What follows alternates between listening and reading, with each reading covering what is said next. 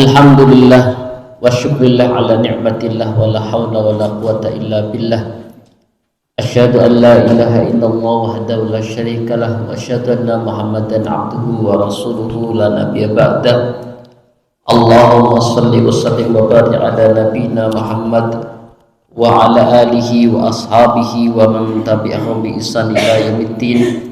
Qala Allah Ta'ala fi kitabihil karim, a'udzu billahi minasyaitonir rajim. Ya ayyuhalladzina amanu ittaqullaha haqqa tuqatih wa la tamutunna illa wa antum muslimun, amma ba'du. Jamaah sekalian, ibu pengajian Mar'atus Salihah Masjid Mujahidin yang dirahmati Allah Subhanahu wa taala, tidak henti-hentinya kita mari sama-sama bersyukur kepada Allah Subhanahu wa taala karena limpahan nikmat yang tercurah kepada kita begitu banyaknya, tak terhitung. Maka di antara sekian banyak nikmat-nikmat yang Allah berikan kepada kita adalah kenikmatan kemudahan dalam beribadah, ringannya langkah kaki kita untuk menuju ridhonya. Amin ya rabbal alamin. Semoga kenikmatan hidayah yang khusus ini Allah terus berikan kepada kita sehingga kita nantinya di akhirat layak dimasukkan ke dalam surganya. Amin ya rabbal alamin. Salawat serta salam kita alamatkan kepada baginda Nabi Muhammad sallallahu alaihi wasallam, keluarganya, para sahabatnya, dan orang-orang yang senantiasa mengikuti jejaknya hingga akhir zaman.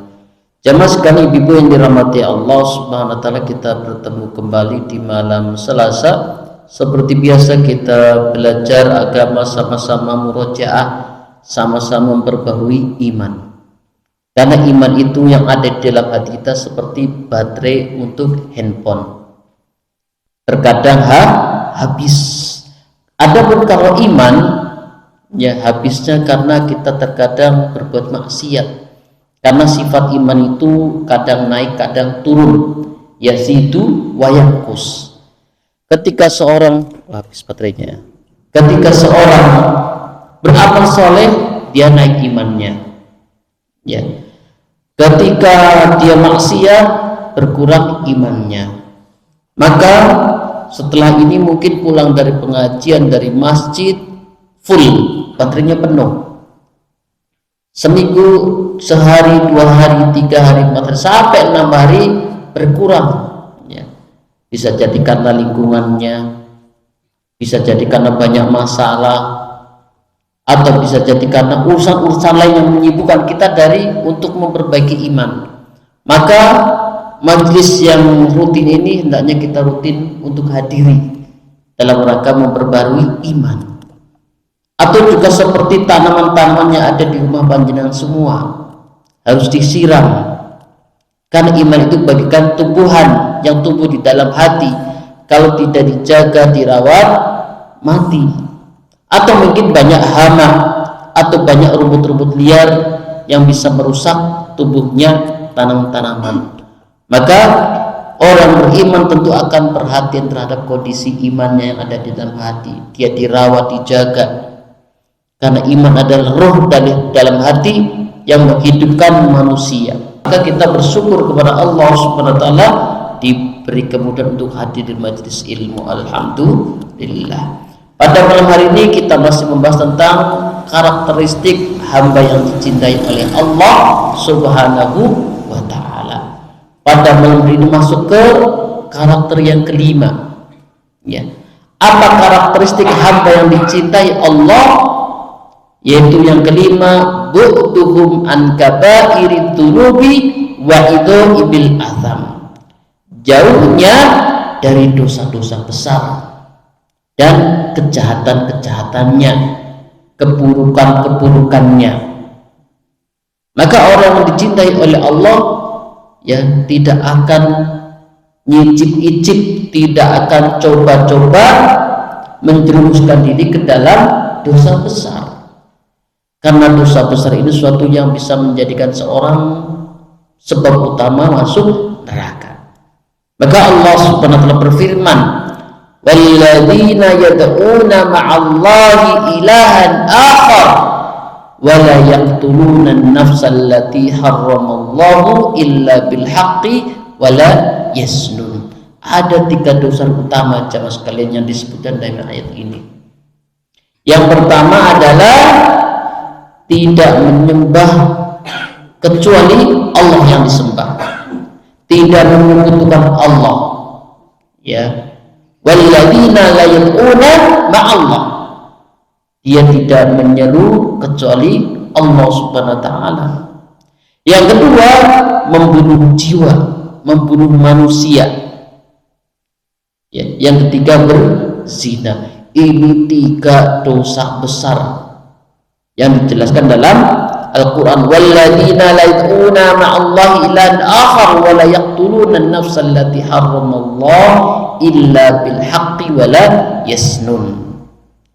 Jadi jamaah sekalian rahmati Allah Subhanahu wa taala, dan orang-orang tidak menyembah Tuhan yang selain Allah dan tidak membunuh jiwa yang diharamkan Allah kecuali dengan yang benar, dan tidak berzina.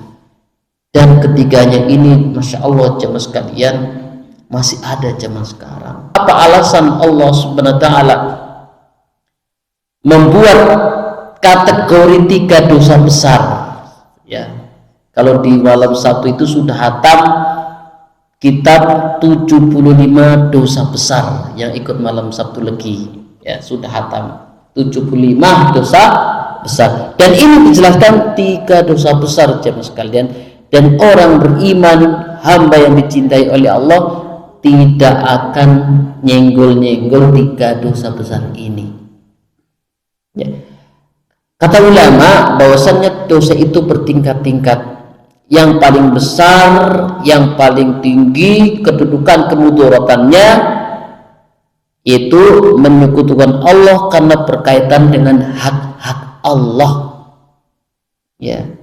Karena urusan menyekutukan Allah berkaitan dengan hak-hak Allah. Dan masalah ini jamaah sekalian, seluruh nabi mendakwahkan tentang ini. Ajakan hanya menyembah Allah Subhanahu wa taala saja. Seluruh nabi, karena berkaitan dengan hak-hak Allah atas hambanya, ya, maka dinamakan dosa yang paling besar. Yang kedua, membunuh jiwa tanpa hak, karena terdapat kerusakan yang menyeluruh di muka bumi. Yang ketiga, zina, ya. Zina karena apa? Merusak nasab, ya, merusak nasab. Bayangkan kalau perzinaan merajalela, orang tidak tahu, kasihan anaknya kalau lahir, dia orang tuanya mana. Karena dalam Islam kata ulama, an-nasabu minad-din, nasab itu bagian dari agama. Lanjut jamaah sekalian merahmati Allah SWT. Jadi jamaah sekalian merahmati Allah SWT, di antara sifat yang menonjol dari hamba yang dicintai Allah dan bertakwa, ijtinabihim, kehati-hatian mereka dari dosa besar, ya. Jadi sifat yang menonjol, ciri khas, karakter khusus hamba yang dicintai Allah yang bertakwa adalah kehati-hatian mereka, ijtinabihim, terhadap dosa-dosa besar dan kejahatan-kejahatannya. Allah Subhanahu wa taala telah mengkhususkan 3 dosa ini karena ketiganya dosa yang paling a'dzam, ya, dan dosa yang paling berat. Hati-hati, ya. Tapi lagi-lagi zaman sekarang nyawa itu murah. Yang pertama, asyirku billah. Yang kedua, qatlun nafsa al-maksumah, membunuh orang lain yang dilindungi, membunuh orang lain tanpa dibenarkan syariatnya.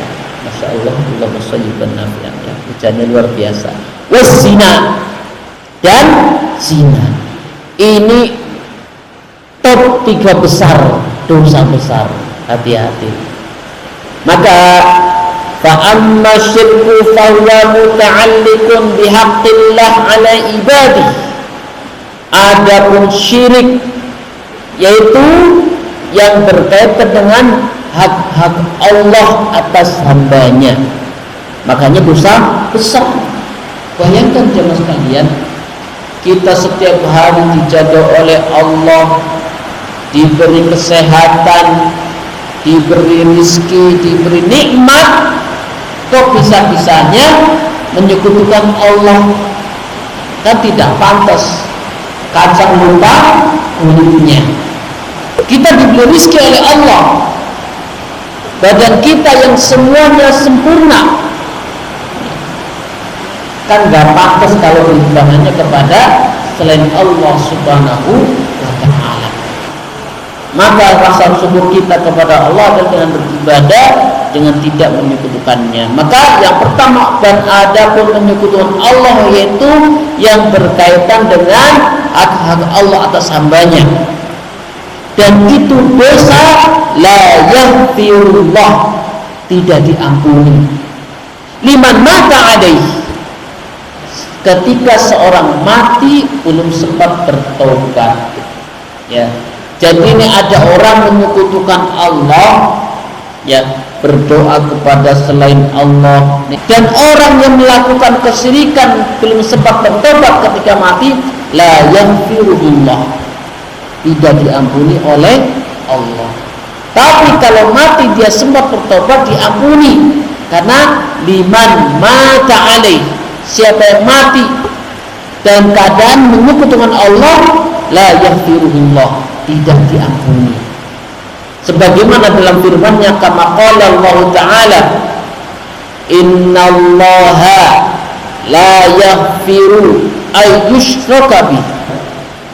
Allah Subhanahu tidak akan mengampuni dosa-dosa menyekutukan Allah, dan dia mengampuni segala dosa yang selain itu. Maka jemaah sekalian, hati-hati dari menyekutukan Allah.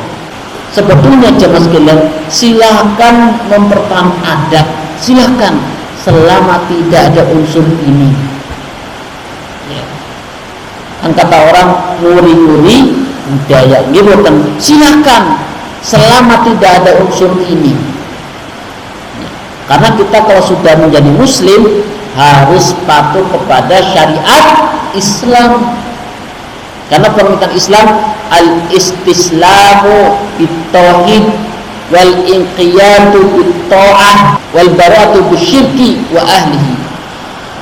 Islam itu seorang itu tunduk dengan tauhid, ya, hanya menyembah kepada Allah SWT, itu istislam, pasrah, tunduk, manut untuk mentauhidkan Allah, ya. Maka barang siapa yang memalingkan ibadahnya kepada selain Allah, seperti doa. Kemarin lewat di beranda laki-laki, karena saya memang kerjanya tiap hari upload, ya, sambil ngecek lewat, masih ada orang berdoa di sumur tua, di sumur keramat, masih ada, ya. Kemarin juga lewat di beranda, ada orang tawaf di Gunung Lawu, berdoa di batu besar, masih ada yang batunya besar ditutup kain putih, terus orang berdoa di batu, masya Allah. Dan masih ada lagi orang berdoa di hadapan kuburan para wali.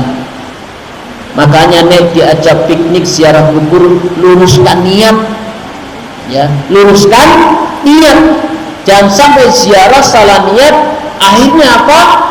Menjadi ziarah yang dimurkai Allah Subhanahu wa ta'ala. Kalau ziarah silahkan kepada orang tuanya, silahkan ziarah kepada orang-orang saleh, tapi tidak berdoa kepada kuburannya. Tapi apa? Mendoakan ahli kubur, itu boleh.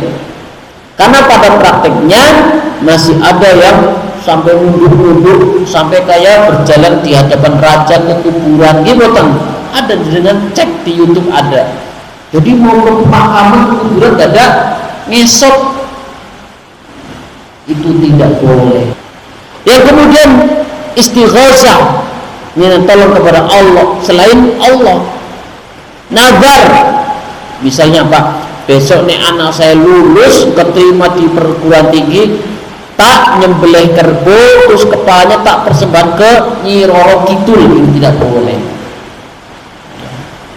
Atau besok yang nek suami saya keterima jadi PNS, tak nyembelih kerbau nanti tak persembahkan ke Gunung Merapi, tidak boleh. Kemudian menyembelih untuk selain Allah, yaitu sama ya, seperti ada kisah diceritakan dalam Riyadhus Shalihin, jemaah sekalian. Ada suatu daerah yang setiap orang memasuki harus mengorbankan sesuatu untuk penunggu perbatasan, jin penunggu perbatasan. Jadi setiap orang harus mengorbankan sesuatu untuk jin, ada yang ayam, ada yang kambing, ada yang macam-macam hewan untuk disembahkan kepada jin. Nah, ada seorang pemuda nggak punya apa-apa, ya. Akhirnya apa? Pokoknya apa saja hewan yang digunakan untuk persembahan jin. Terus apa orang tersebut? Nangkap lalat.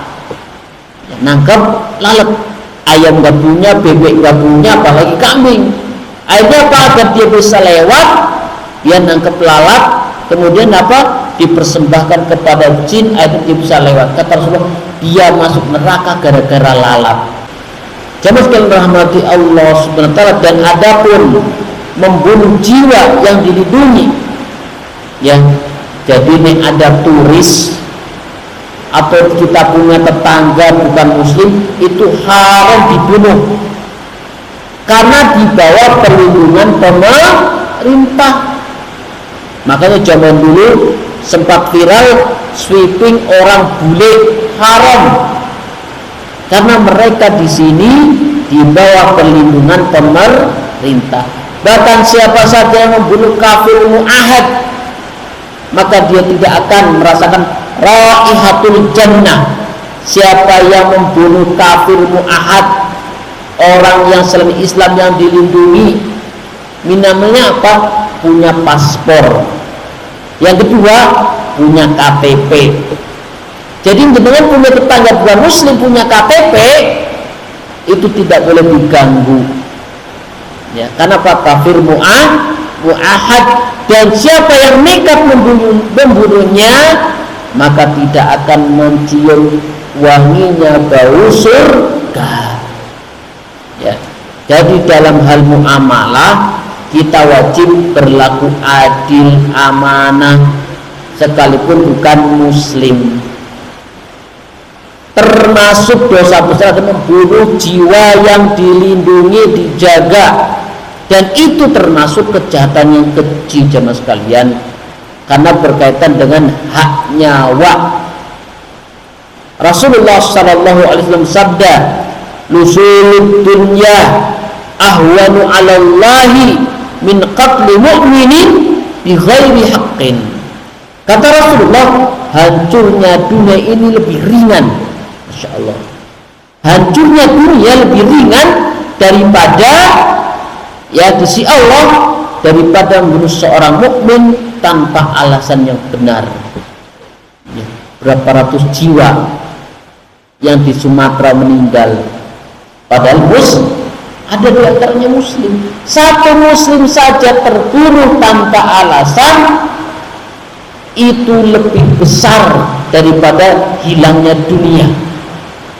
Dan ini termasuk bagaimana bahayanya pemahaman teroris. Ngertos nggih teroris ya suka ngebom, kan yang dibunuh muslim juga. Ya, mereka dosa, inginnya tegak syariat Islam, tapi mereka terjerumus dalam dosa besar. Karena di sini jemaah sekalian, yang mereka bunuh adalah muslim. Ya, maka teliti, termasuk juga yang pelaku pengeroyokan, ya, tidak boleh. Wa amma zina, dan adapun zina, min asyaddil fawahis, di antara, ya, bagian dari seberat-berat dosa. Kenapa? Tumradul qalba, menjadikan hati itu sakit, rusak, ya, kotor, mati. Maka jangan sampai, ya, watufsidu, dan merusaknya, dan mudaratnya sangat besar, ya. Dan di antara dosa yang azabnya disegerakan, balasannya disegerakan adalah dosa zina.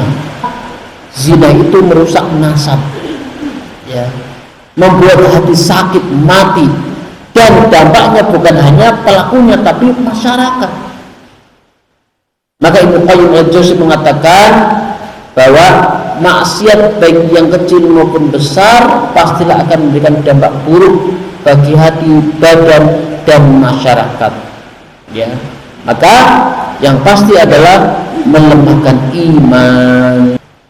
Kemudian jamaah sekalian rahmati Allah SWT, dan disebutkan oleh Allah 3 dosa besar ini disebabkan karena kerusakannya. Aqabaha bil wa'idi liman qarafa hadhihi dzunub.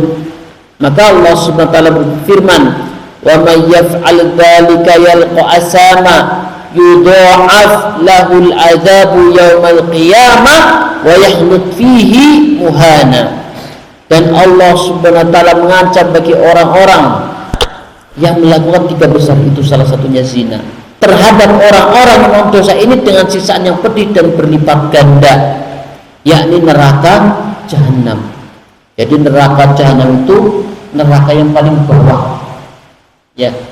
Sebagaimana surga kalau yang paling tinggi, yang paling atas.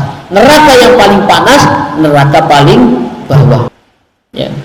Dan barang siapa yang melakukan demikian itu, niscaya mendapat balasan dosa, akan dilipat gandakan azab untuknya pada hari kiamat, dan dia akan kekal di dalam azab itu di dalam keadaan terhina.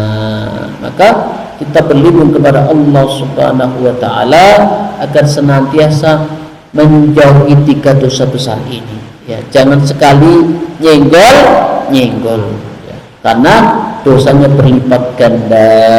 Illa man taba wa amana wa amila amalan salihan faulaika yubaddirullahu sayiatihim hasanat. Kecuali orang-orang bertobat kepada Allah, ya, beriman dan mengerjakan amal saleh, maka kejahatan mereka diganti oleh Allah dengan kebaikan, dan Allah Maha Pengampun lagi Maha Penyayang. Jadi ada 3 poin penting jemaah sekalian, pilar-pilar tobat yang baik. Yang pertama yaitu menyesali. Ini pilar tobat jemaah sekalian. Yang pertama, menyesali dosa, berhenti untuk tidak mengulangi. Itu pilar yang pertama. Yang kedua, beriman, ya, beriman kepada Allah, kembali kepada Allah Subhanahu wa taala, menjauhkan diri dari, ya, perkara yang termasuk dosa besar. Yang ketiga, beramal soleh. Jadi kalau sudah bertobat, ya rajin beribadah. Bukan tobat sambil jenengan kan kuat ngelutis, ya, pakai pun cabai level 8, ngomongnya pedes-pedes, besok bikin lagi, ya. Itu namanya tobat sambil. Tapi tobat nasuha adalah ya sudah berusaha untuk tidak mengulanginya, dan dia iringi dengan amal soleh. Maka setelah bersungguh-sungguh, maka keburukan yang pernah dilakukannya diganti dengan kebaikan.